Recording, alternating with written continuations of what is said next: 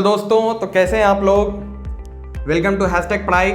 और मैं बता रहा हूं आपको कि 10th के बाद कौन से फील्ड, कौन से स्कोप और कौन से एजुकेशनल कोर्सेस अवेलेबल है मार्केट में। क्योंकि आप 10th के बाद बिल्कुल कंफ्यूज रहते हैं कि कौन से सब्जेक्ट हम लें या कहां एडमिशन लें। तो पिछले वीडियो में हमने देखा था कि इंटरमीडिएट में कौन कौन से सब्जेक्ट होते हैं, क्या स्ट्रीम्स होते हैं और उनके क्या स्कोप होते हैं। यहाँ तक कि आर्ट्स के बारे में भी हमने बहुत कुछ जाने थे। तो इस बार इस वीडियो में मैं आपको बताऊंगा कुछ अंडररेटेड कोर्सेस के बारे में, पॉलीटेक्निक के बारे में। पॉलीटेक्निक काफ़ी लोगों ने नहीं सुना होगा। होता क्या है ये? एक्चुअली काफ़ी तरह के कोर्सेस हैं मार्केट में। एक होते हैं सर्टिफिकेट कोर्स। सर्टिफिकेट कोर्स उनको कहते हैं जो 10th या 12th बेसिस पर उसमें एडमिशन होते हैं एंड आपको उसमें बेसिक स्किल दी जाती है and then after you will be eligible for any kind of job. Any kind क्या, उस कोर्स से रिलेटेड जॉब में आप एलिजिबल हो जाते हैं। ये जो पॉलीटेक्निक है ये डिप्लोमा कोर्स है। डिप्लोमा की वैल्यू डिग्री से पहले आती है, डिप्लोमा के बाद डिग्री होता है। आप समझ रहे हैं, इस बात को समझिए। ऐसा नहीं है कि इंटरमीडिएट जो है वो कम है या ज़्यादा है। 10th के बाद आप डिप्लोमा भी कर सकते हैं और इंटरमीडिएट भी कर सकते हैं। अब मैं आपको बताऊंगा कि इंटरमीडिएट और डिप्लोमा, पॉलीटेक्निक डिप्लोमा कोर्स में क्या डिफरेंस है। काफ़ी सारे लोगों को जो जानते हैं पॉलीटेक्निक के बारे में, उनको भी काफ़ी सारे मिथ्स हैं और मिसअंडरस्टैंडिंग है। उन सभी चीज़ों को मैं क्लियर करूंगा। तो चलिए देखते हैं। सो बेसिकली पॉलीटेक्निक क्या है? पॉलीटेक्निक एक डिप्लोमा कोर्स है। इसे आप वोकेशनल कोर्स भी कह सकते हैं क्योंकि इसमें स्टूडेंट को डायरेक्टली बेसिक टेक्निकल नॉलेज दी जाती है ज़्यादा और थ्योरेटिकल पोर्शन जो है इसमें कम होता है। इंटरमीडिएट में जो आप पढ़ते हैं वो one of the best theoretical portion, basic theoretical portion आप उसमें कवर अप करते हैं उनके सिलेबस में। लेकिन डिप्लोमा पॉलीटेक्निक में क्या होता है कि आपको स्किल दी जाती है एंड आफ्टर दैट पॉलीटेक्निक आप डायरेक्टली एलिजिबल हो जाते हैं जॉब के लिए। आप जैसे कि अभी के कंडीशन में, हमारे मार्केट कंडीशन में देख रहे होंगे, इंटरमीडिएट बेसिस पर बहुत कम जॉब है, बहुत कम जॉब है। लेकिन डिप्लोमा जब आप कर लेते हैं, ये पॉलीटेक्निक के कोर्स कर लेते हैं, सो इसको करने के बाद आप एलिजिबल हो जाते हैं कहीं पे भी जॉब करने के लिए। इसके बेनिफिट्स हम लोग जानेंगे। इसमें कुछ पॉपुलर पॉलीटेक्निक कोर्सेज के बारे में जानेंगे, उसके स्ट्रीम सब्जेक्ट्स के बारे में जानेंगे और देखेंगे कि किसमें क्या स्कोप है, किसकी क्या फी है और किसमें कितना जॉब स्कोप एंड सैलरी है।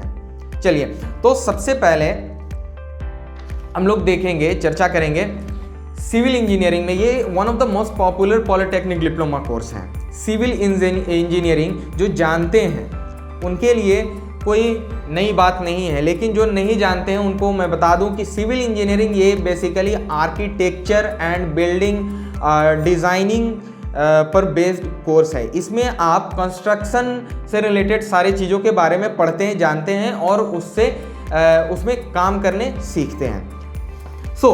इंडिया एक डेवलपिंग कंट्री में काउंट होता है। तो इंडिया जैसी डेवलपिंग कंट्री में इसकी बहुत हाई डिमांड है, बहुत ही हाई डिमांड है। सिविल इंजीनियरिंग हर जगह, हर कंस्ट्रक्शन साइट पर, चाहे वो बिल्डिंग हो, अपार्टमेंट हो, फ्लैट हो, ब्रिजेस हो एंड एनी इंफ्रास्ट्रक्चर जिसको बनना है, वहाँ पे सिविल इंजीनियरिंग की ज़रूरत है। तो सिविल इंजीनियरिंग करके आप किस पोस्ट को पा सकते हैं? आप जूनियर इंजीनियर बन सकते हैं, असिस्टेंट इंजीनियर बन सकते हैं, कंस्ट्रक्शन इंजीनियर बन सकते हैं, कैड में डिज़ाइनिंग कर सकते हैं कंस्ट्रक्शन की, आर्किटेक्चर की, और इस तरह के पोस्ट आपको ईजिली मिल जाते हैं।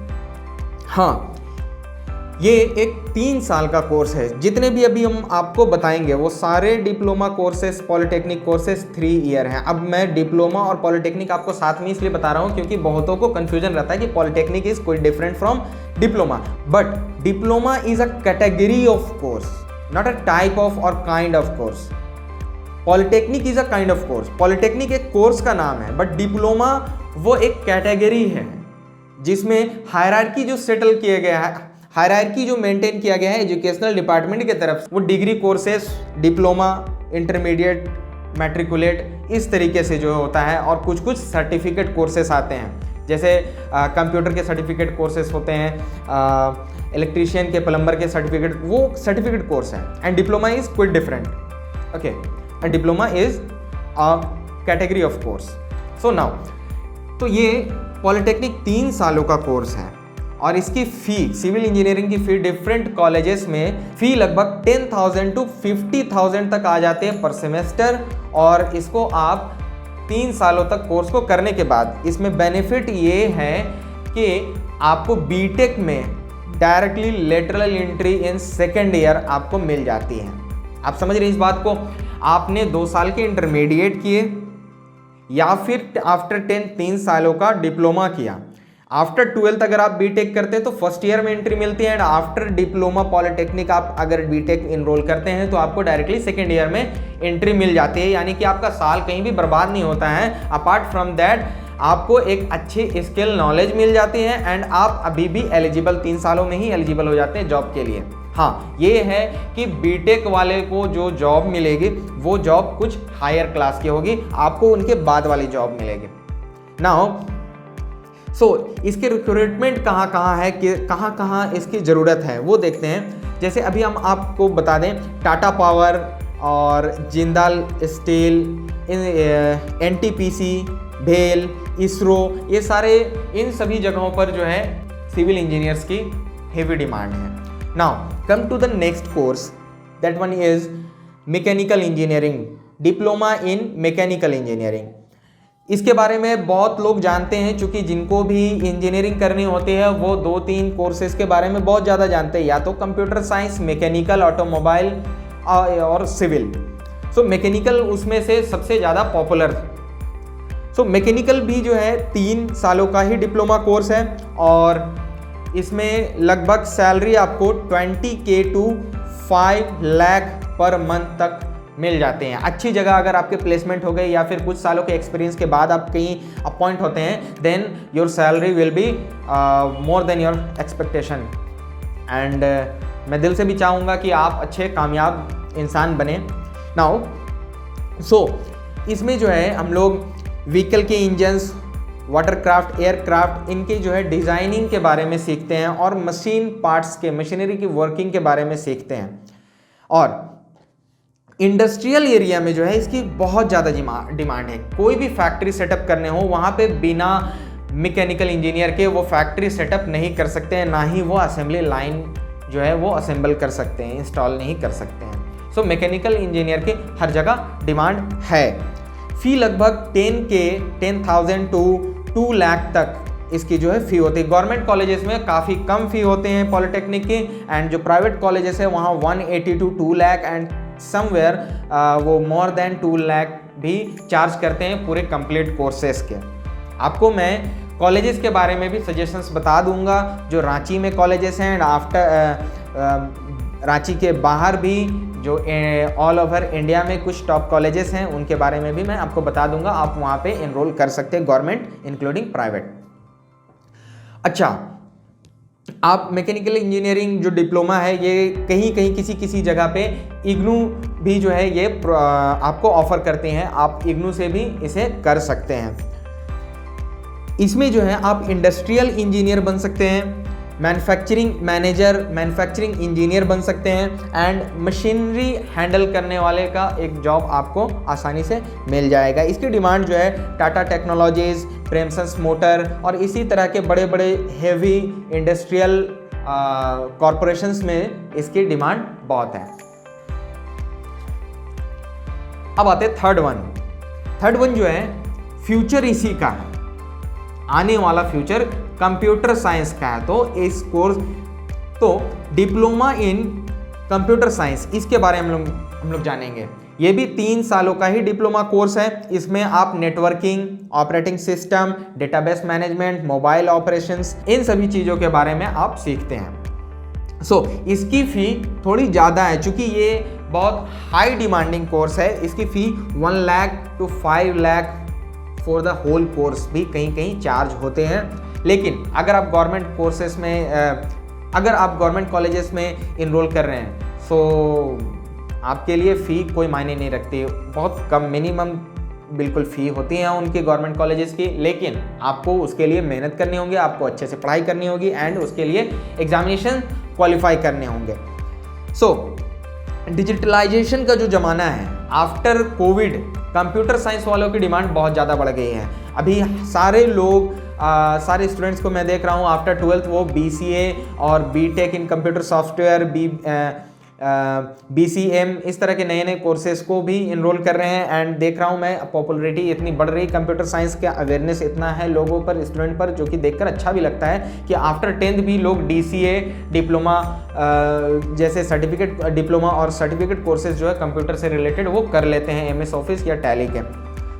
आपको मैं ये भी सजेस्ट करूंगा आफ्टर 10th अगर आप बैठे हुए भी आपके पास टाइम है, एडमिशन आपने लिया या नहीं लिया, आपके पास अगर एक्स्ट्रा टाइम बचता है तो आप ज़रूर इन सभी छोटे छोटे कंप्यूटर कोर्सेज को कर लें। आपको कभी नहीं पता कि ये कहाँ काम आएंगे, ये आपके स्किल को बढ़ाएगी, आपके पर्सनैलिटी को डेवलप करेगी, आपके नॉलेज को इन्हेंस करेगी बस।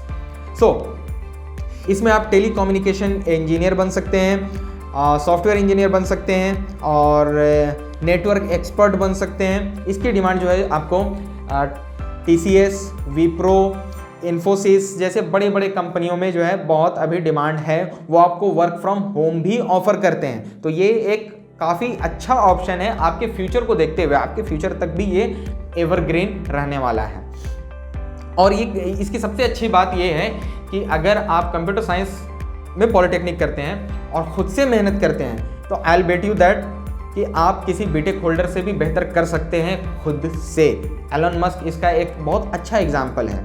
आप उनको देखेंगे तो उनके पास कॉलेज डिग्रियां बहुत कम हैं, लेकिन उनकी जो नॉलेज है वो सिर्फ और सिर्फ किताबों को पढ़ करके वो सीखते हैं और खुद में इम्प्रूवमेंट लाते हैं। And whatever the field he want to go वो उसको जो है कंप्लीटली जीत लेते हैं। आपके पास इसमें बिल्कुल समुद्र की तरह जो है लिमिटलेस स्कोप है। Move to the next one, electrical engineering या फिर इलेक्ट्रॉनिक इंजीनियरिंग। या कहना गलत होगा क्योंकि दोनों थोड़े से डिफरेंट हैं। Electrical diploma in electrical engineering is slightly different from diploma in electronic engineering. इसके डिफरेंसेस को भी हम देखते हैं, आपको बताते हैं। इलेक्ट्रिकल इंजीनियरिंग क्या होता है? इलेक्ट्रिकल इंजीनियरिंग में लार्ज स्केल इलेक्ट्रिसिटी के प्रोडक्शन डिस्ट्रीब्यूशन में हम लोग जो है उसमें काम करते हैं। आप समझ रहे हैं? लार्ज स्केल में इलेक्ट्रिसिटी कैसे प्रोड्यूस होती है, उसमें क्या क्या मशीनरीज यूज होते हैं, उसमें क्या सर्किट बिल्डअप करना होता है, उसके डिस्ट्रीब्यूशन कैसे होते हैं, ट्रांसफ़र कैसे होता है, इन सभी चीज़ों की बात करते हैं इलेक्ट्रिकल इंजीनियरिंग में। Now come to the electronic engineering. Electronics means कि small circuit, small electronic parts, वो वैसे पार्ट्स जो इलेक्ट्रिक से चलते हैं, इलेक्ट्रिसिटी से रिलेटेड हैं, छोटे छोटे parts such as circuit, motherboard, LED bulb and mobile phones, computer processor, graphics card and furthermore. Electronic means आप समझ गए। इन चीज़ों की जो पढ़ाई होती है वो इलेक्ट्रॉनिक इंजीनियरिंग में होती है। इलेक्ट्रिकल इंजीनियरिंग भी एक अच्छा स्कोप है, बट इलेक्ट्रॉनिक इंजीनियरिंग वो मेरे हिसाब से जो फ्यूचर को देखते हुए ये काफ़ी अच्छा एक कोर्स है आपके लिए, क्योंकि जहाँ कंप्यूटर साइंस अभी जो हमने बात की, कंप्यूटर साइंस डायरेक्टली हार्डवेयर से ही रिलेटेड है। विदाउट हार्डवेयर वो सॉफ्टवेयर कुछ भी नहीं है, and hardware is what? Electronic. Where the software engineer को भी अपने सॉफ्टवेयर रन कराने के लिए आपकी ही ज़रूरत पड़ेगी, तो आप पाँव हैं एंड वो आपका आँख हो जाता है। आप दोनों का जो स्कोप है computer engineering and electronic engineering का साथ साथ बढ़ता चलाएगा।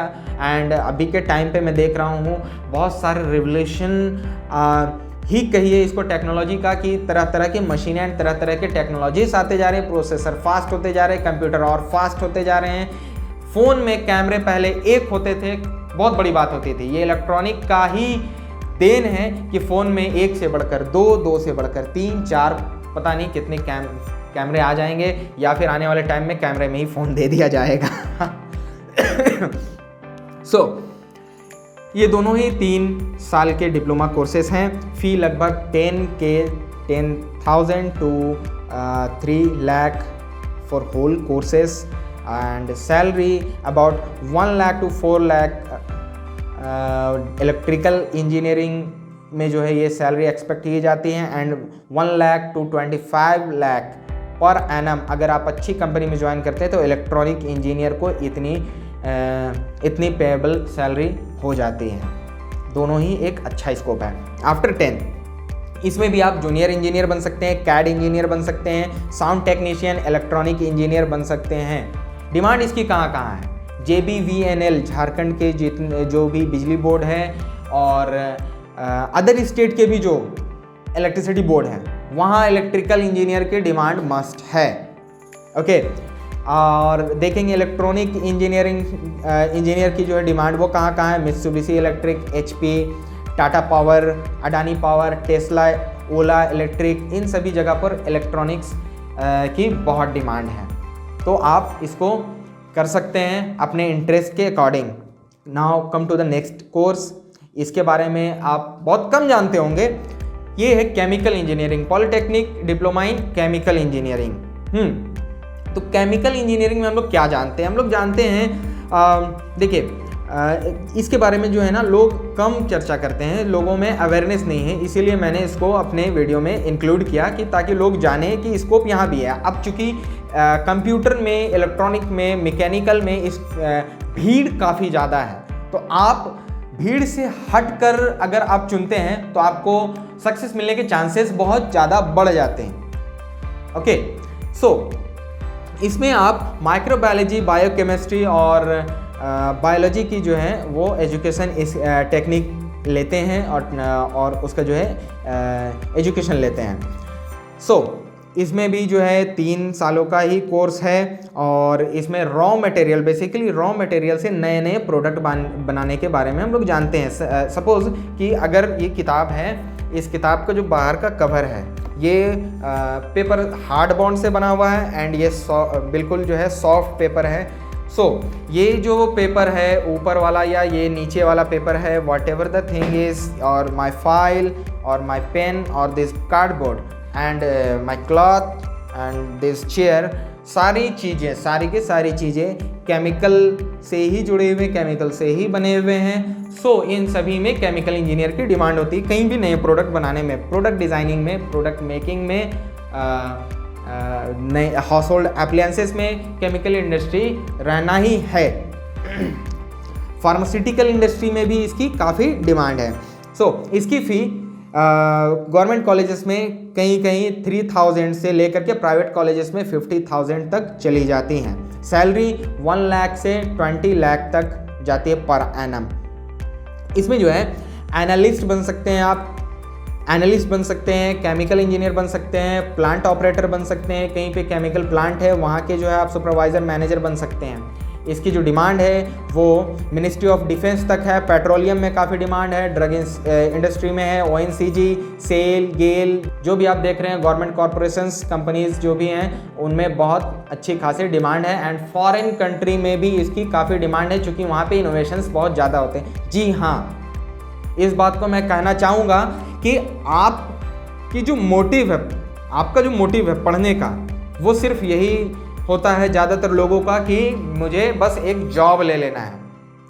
ह्यूमैनिटी को सर्व करने का जो जज्बा होता है वो बहुत कम हो गया आज के स्टूडेंट में। दैट्स वाई जो है प्रोडक्शन काफ़ी कम हो गई है। आपसे मैं ये बिल्कुल दिल से रिक्वेस्ट करूँगा कि प्लीज़ अपना एक गोल बनाइए, एक मोटिव बनाइए, ताकि आपके दुनिया से चले जाने के बाद भी आपका नाम जिंदा रहे, कुछ आप ह्यूमैनिटी को सर्व करके जाएं। Okay, so come to the next. ये जो कोर्स है अब काफ़ी ज़्यादा कंपटीशन हो गया है इसमें, इसलिए डिमांड घट गई है, लेकिन ये एक समय में मेरा फेवरेट कोर्स रहा था और मैं काफ़ी डेडिकेटेड था इस कोर्स को लेकर के। But due to some reason मुझे अपने इस आइडिया को बंद करना पड़ा। ये है ऑटोमोबाइल इंजीनियरिंग। ऑटोमोबाइल इंजीनियरिंग नाम सुनते ही आप सभी समझ जाएंगे, बहुत काफ़ी पॉपुलर है। इसमें ऑटोमोबाइल के बारे में हम लोग जानते हैं, व्हीकल्स के डिज़ाइनिंग के बारे में जानते हैं, उसके वर्किंग के बारे में, वर्किंग प्रिंसिपल्स के बारे में जानते हैं, चाहे वो किसी भी तरह का ट्रांसपोर्टेशन हो, व्हीकल हो। सो इसकी फ़ी 20,000 to 3 लाख तक जाती है। गवर्नमेंट टू प्राइवेट तक मैं आपको बता रहा हूँ, सबसे लोएस्ट फी से हाईएस्ट फी तक।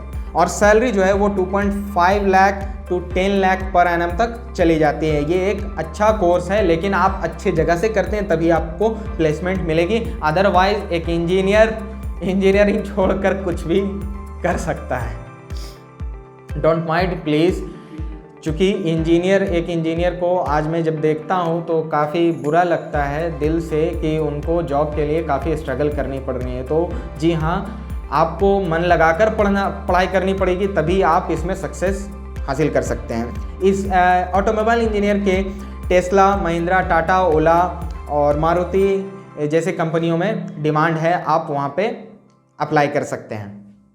एक और है, एक लास्ट वन आपको दे दूं जानकारी, एरोस्पेस इंजीनियरिंग। एरोस्पेस नाम से ही समझ में आ रहा है, इसमें हम लोग एयरक्राफ्ट और स्पेस क्राफ्ट की जो है डिज़ाइनिंग वर्किंग के बारे में जानते हैं। ठीक है, ये भी 3 सालों का है। ये आने वाले टाइम में काफ़ी डिमांडिंग है, इसे मुझे पहले रखना चाहिए था, लेकिन कुछ कोर्सेज बहुत पॉपुलर है, इसलिए मैंने चाहा कि उसको पहले बता दूं। लेकिन ये आने वाले टाइम में समझिए फ्यूचर कोर्स है, आपको बहुत काफ़ी लंबे समय तक फील्ड में ये चला सकेगा। एरोस्पेस इंजीनियरिंग, इसके बारे में कम जानते हैं, इसलिए हम आपको बता दें कि इसरो, नासा और इस तरह के बहुत सारे एरोस्पेस एजेंसीज़ में आज के टाइम पे बहुत बड़े बड़े रिसर्च चल रहे हैं। आपने एलन मस्क की कंपनी स्पेसएक्स के बारे में सुना होगा और रिचर्ड ब्रांसन की कंपनी वर्जिन के बारे में भी सुना होगा, वो भी स्पेस पर काम करते हैं। सो ऐसे ऐसे जगहों पे अभी बहुत हाई डिमांड है, स्पेस रिवोल्यूशन आने वाला है।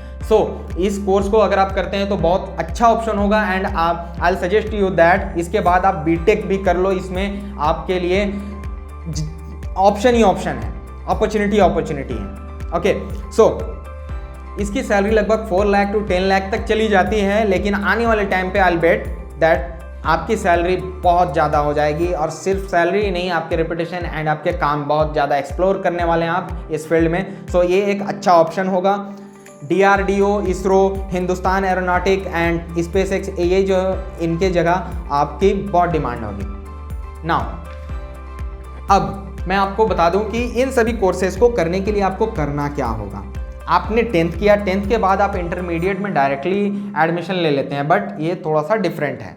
डिफरेंट इसलिए है क्योंकि आपको ये बिल्कुल रेडी टू जॉब बना देता है। आपको इसके लिए कुछ सैक्रिफाइस करने होंगे, कुछ मेहनत करनी होगी। वो क्या है? एडमिशन प्रोसेस जो होता है इसका, वो 2 तरीके से होता है। कॉलेजेस अपने अपने हिसाब से लेते हैं, तो 2 तरीके से, या तो मेरिट बेसिस पर, यानी आपके मार्क्स कितने हैं उस बेसिस पर वो अपने मार्क्स एक सेट करते हैं कि अबव 80% वाले को लेंगे, अबव 60% वाले को लेंगे, अबव 70% वाले को लेंगे, whatever they are willing to. दूसरा होता है इंट्रेंस एग्ज़ाम। इंट्रेंस एग्ज़ाम जो है वो अपने अपने इंस्टीट्यूट जो है वो डेट रिलीज़ करते हैं कि मेरे जो है एग्जामिनेशन इतने से इतने तक होंगे। फॉर्म आपको फिलअप करना होता है आफ्टर 10th, और कॉलेज जो है वो अपने रैंक के हिसाब से एडमिशन लेते हैं, उनके पास जितने सीट्स होते हैं। लेकिन सॉरी इंडिया के टॉप इंस्टीट्यूशंस जो हैं वो उनके फॉर्म्स या तो आधे के फिलअप हो चुके हैं अब, और आधे के तो एग्ज़ाम्स डेट भी आ चुके हैं। सॉरी कि काफ़ी देर हो गया मुझे ये वीडियो लाने में, लेकिन आगे के लिए ये बहुत काम की वीडियो है। और ये जो है फॉर्म जब आता है अप्रैल टू मई के बीच में फॉर्म आ जाते हैं, एंड जनरली जून जुलाई में जो है इसके एग्ज़ाम्स हो जाते हैं। झारखंड में JCEC EB जो है वो पॉलिटेक्निक एंट्रेंस एग्ज़ाम लेते हैं, एंड इसको करने के बाद आप झारखंड के किसी भी कॉलेजेस में ईजिली विद स्कॉलरशिप या फिर गवर्नमेंट कॉलेज में आप बिल्कुल मिनिमम फ़ी 5 to 10,000 की फ़ी पर आप ये कोर्स कर सकते हैं। एक बहुत अच्छा कोर्स है। अब मैं आपको बता दूं कुछ बेस्ट कॉलेजेस जो हमारे इंडिया में हैं, उसके बारे में मैं आपको बता दूं। सबसे पहले CV रमन ग्लोबल यूनिवर्सिटी, ये जो है भुवनेश्वर में है। अलीगढ़ मुस्लिम यूनिवर्सिटी भी ये कोर्स प्रोवाइड करवाती है अलीगढ़ में। इनके जो है एग्ज़ाम अभी आने वाले हैं, 24 जुलाई को एग्ज़ाम होगा एंट्रेंस का। जामिया मिलिया इस्लामिया भी जो है वो भी ये कोर्स करवाते हैं, एंड सरप्राइजिंगली फ़ी जो है उनकी बहुत कम है, 9,000 पर एनम है, और लेकिन उनका एग्ज़ाम हो चुका है। BVDU पुणे में है। लवली प्रोफेशनल यूनिवर्सिटी वो भी जो है ये कोर्स करवाती है, 54K अप्रॉक्स पर एनम उनका जो है फ़ी है। Chandigarh university 20K approx per annum पर वो चंडीगढ़ में ये कोर्स करवाती है। मैसाचुसेट्स इंडिया के बाहर, abroad India, Massachusetts institute of technology, वो भी करवाती है 15 के अराउंड 15 के US डॉलर पर एनम पर। ओके, झारखंड में हम देख लेते हैं झारखंड में कौन कौन से कॉलेजेस हैं और कहाँ कहाँ हैं। मैं अल कबीर का नाम लूँगा, बहुत फेमस और बहुत अच्छे इंस्टीट्यूट है, जमशेदपुर में है। इसमें आपको एंट्रेंस एग्ज़ाम के बाद ही एडमिशन मिलता है। गवर्नमेंट वुमेन पॉलिटेक्निक, ये रांची में ही है। झारखंड गवर्नमेंट टूल रूम, ये भी रांची में है, सिल्ली के साइड में है। BIT मेसरा, वो भी ये कोर्स करवाती है। BITT भी ये कोर्स करवाती है, रांची में ही है। गवर्नमेंट पॉलिटेक्निक, वो भी रांची में है। साईनाथ यूनिवर्सिटी भी ये कोर्स ऑफर करती है, वो भी रांची में है। YBN यूनिवर्सिटी भी ये कोर्स ऑफर करती है। और RTC इंस्टीट्यूट ऑफ टेक्नोलॉजी में भी ये कोर्स आपको मिल जाएगा उस कॉलेज में। लास्टली मैं आपको एक इंस्टीट्यूट और बताता हूँ जो कि काफ़ी अच्छा ऑफ़र लेकर आई है, वो है श्रीधार यूनिवर्सिटी। राजस्थान में ये यूनिवर्सिटी है। इनकी जो स्कीम है वो काफ़ी अच्छी स्कीम है कि आप एक बार एंट्रेंस टेस्ट लिखते हैं एंड लॉजिंग फूडिंग के छोड़कर, लॉजिंग और फूडिंग को छोड़कर ये अपने सारे ट्यूशन फ़ी माफ़ कर देंगे। 100% स्कॉलरशिप आपको देंगे। आपको बस इसका टेस्ट ज्वाइन करना है एंड उसको क्वालिफाई करना है, दैट्स ऑल। तो ये काफ़ी अच्छा ऑप्शन होगा, काफ़ी अच्छा ऑफर होगा स्टूडेंट के लिए जो पॉलिटेक्निक करना चाहते हैं। अब मैं आपको कुछ मिथ को क्लियर कर देता हूँ। सबसे पहली बात, कुछ लोगों का सवाल ये है कि मैंने 10th कर लिया, अब मुझे इंटर करना है या पॉलिटेक्निक करना है, ज़्यादा एलिजिबल किस में होंगे। नो डाउट इंटरमीडिएट जो है वो गवर्नमेंट उसको पॉलिटेक्निक के ओवर ज़्यादा वैल्यू देती है, क्योंकि आपको थ्योरेटिकल नॉलेज उसमें बहुत ज़्यादा दिया जाता है as compare to polytechnic course या और सिलेबस, ठीक है। तो इंटरमीडिएट की वैल्यू भी ज़्यादा है और उसमें नॉलेज भी ज़्यादा है, बट इंटरमीडिएट के जस्ट बाद आपको जॉब कहीं नहीं मिलेगा। मेरी नज़र में अभी के टाइम पे जिनके पास कम टाइम है या फिर फिनेंशियल वीकर है, सो उनके लिए तो पॉलिटेक्निक ही बेस्ट होगा, क्योंकि इसके बाद आप काफ़ी कुछ कर सकते हैं, ठीक है। गवर्नमेंट लेकिन पॉलिटेक्निक को लगभग बराबर वैल्यू ही देती है। आपको ऐसा नहीं है कि इंटरमीडिएट को वो बहुत ज़्यादा इज्जत देंगे एंड पॉलिटेक्निक को वो कम नज़र से देखेंगे, ऐसा बिल्कुल भी नहीं है। आप ये बात इस मिथ को अपने दिमाग से निकाल दें, ठीक है। जो फाइनेंशियल वीकर सेक्शन है या फिर जो काफ़ी स्ट्रगल करके पढ़ रहे हैं, उनको तो सैल्यूट है ही, उनके लिए ये काफ़ी अच्छा कोर्स है। आप ज़रूर ध्यान दें इसमें, लेकिन ये 10+2+3 वाले सेगमेंट में नहीं आता है, ओके। और हाँ, 10+2+3 जो सिस्टम चल रहा था, वो नई एजुकेशन पॉलिसी जो है उसके इम्प्लीमेंटेशन के बाद ये ख़त्म हो जाएगा। तो आप अगर इंटर कर भी लेते हैं तो कोई मायने नहीं रह जाएगा उसका। तो अगर आप ऐसा सोच रहे हैं कि हमने इंटर कर लिया, बहुत बड़ी तीर मार ली, तो ऐसा नहीं है। लेकिन हाँ, इंटर हमेशा आपको ज़्यादा ऑप्शंस प्रोवाइड करवाता है। नोट डाउन इट कि इंटरमीडिएट आपको ज़्यादा ऑप्शंस प्रोवाइड करवाता है, ओके। लेकिन डिप्लोमा इन पॉलिटेक्निक के एक और एडवांटेज है, वो ये कि इसके बाद आप डायरेक्टली लेटरल एंट्री ले सकते हैं। BA, BCom, BSc, BTech, PR, whatever the courses, आपको रिलेवेंट कोर्सेज में, डिग्री कोर्सेज में भी आपको एडमिशन मिल जाती है। हाँ, इस बात को नोट करेंगे, आप ये ना कहें कि मैंने पॉलिटेक्निक इन कंप्यूटर साइंस लिया और बीटेक में जब हम ऑटोमोबाइल इंजीनियरिंग करने गए तो एडमिशन नहीं दिया। नहीं, वैसा नहीं है। आपने अगर कंप्यूटर साइंस से कोर्स किया है पॉलिटेक्निक में तो आपको कंप्यूटर साइंस ही मिलेगा। हाँ, फ़ायदा ये है कि वो लेटरल एंट्री मिलेगा। जो आपको 2+4 करने थे वो आपको 3+3 करने होंगे, ओके। और हाँ, जो लोग 12th के लिए बहुत पॉजिटिव हैं उनके लिए एक और रास्ता बता दूं मैं कि आप पॉलिटेक्निक भी इनरोल कर लो, उसमें अच्छे से ध्यान देकर पढ़ो। और NIOS जो गवर्नमेंट इंस्टीट्यूट है, ये आपको डिस्टेंस कोर्स 12th के प्रोवाइड करवा देती है।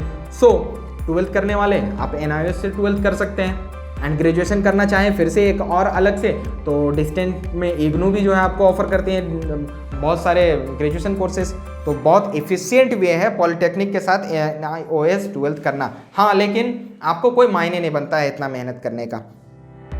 कुछ लोगों के जो है सवाल ये होते हैं कि क्या गवर्नमेंट प्रिपरेशन कर सकते हैं, हम गवर्नमेंट जॉब पा सकते हैं पॉलिटेक्निक के बाद में? Yes, of course. वो जो हमने बताया आपको, सेल, गेल या फिर इसरो, ये सारे क्या है, गवर्नमेंट इंस्टीट्यूट ही तो हैं। CCL क्या है, रेलवे क्या है, इन सभी जगहों पे, रेलवे में देखिए इलेक्ट्रिकल इंजीनियरिंग की डिमांड ही डिमांड है। ओके, सो बिल्कुल आप गवर्नमेंट जॉब की भी तैयारी कर सकते हैं आफ्टर पॉलिटेक्निक। ये नहीं है कि आपने 12th किया एंड देन आफ्टर आप जो मेन स्ट्रीम में चले जा रहे हैं उसी में कामयाबी है, ऐसा बिल्कुल भी नहीं। उसमें कंपटीशन ज़्यादा है। आप शॉर्ट टर्म पे स्मार्ट वर्क करो, स्मार्ट वर्क करके आप सक्सेस हासिल करो, बस मेरी यही ख्वाहिश है।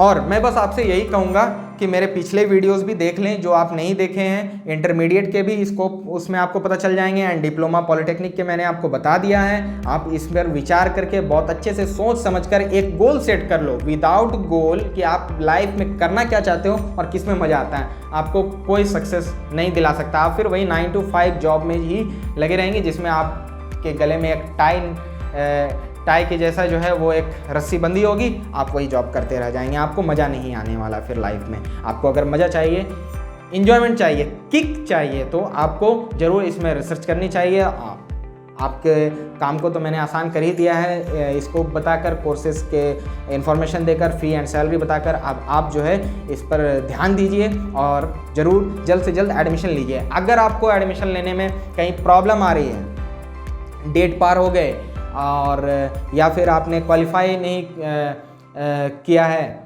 सो आप डायरेक्टली डिस्क्रिप्शन में जाकर हमसे कांटेक्ट कर सकते हैं। हम आपकी हेल्प हर तरह से करेंगे, हमेशा 24/7 आपके लिए अवेलेबल हैं। और यही मेरा मकसद ही है, सर्व करना आपको, ताकि आपकी लाइफ बन जाए और आप किसी मकाम तक पहुंच जाए। और हम लोग नेक्स्ट वीडियो में जानेंगे कुछ और आफ्टर 10th कुछ सर्टिफिकेट कोर्सेज के बारे में जानेंगे जो नहीं पढ़ सकते हैं, बहुत दिक्कतें आ रही हैं, वो ऐसे सर्टिफिकेट कोर्सेज करके और भी जगह रेडी टू जॉब हो सकते हैं। और आपको तब तक थोड़ा सा इंतज़ार करना होगा, उसके लिए माफ़ी चाहेंगे। एंड धन्यवाद आपका सपोर्ट करने के लिए। जय हिंद।